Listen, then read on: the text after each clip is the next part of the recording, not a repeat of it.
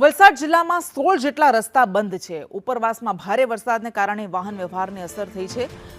ઘણા બધા એવા રસ્તા છે કે જે બંધ છે, જેના કારણે સ્થાનિકોને ભારે હાલાકીનો સામનો કરવો પડી રહ્યો છે।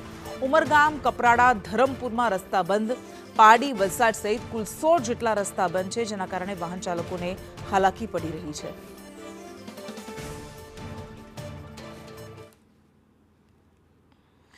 તો આ દ્રશ્યો અમે આપણે બતાવી રહ્યા છીએ। ભારે વરસાદને કારણે અનેક એવા કોઝવે છે કે જે ધોવાઈ ગયા છે, જેના કારણે ગામડાઓ સંપર્ક વિહોણા બની ગયા છે। વાહન ચાલકોને હાલાકીનો સામનો કરવો પડી રહ્યો છે। જો કે કેટલાક વિસ્તારોમાં તો જીવના જોખમે પણ આવી રીતે લોકો કોઝવે પાર કરવા માટે મજબૂર થયા છે। અનેક રસ્તા બંધ થઈ ગયા છે। ઉમરગામનો 1, કપરાડાના 4, ધરમપુરના 6, પારડીનો 1, વલસાડના 4 એમ કુલ મળીને વલસાડમાં 16 રસ્તાઓ ઓવરટોપિંગને કારણે બંધ થઈ ગયા છે, જેના કારણે સ્થાનિકોને વાહન વ્યવહારમાં અવરજવરમાં ભારે મુશ્કેલી પડી રહી છે।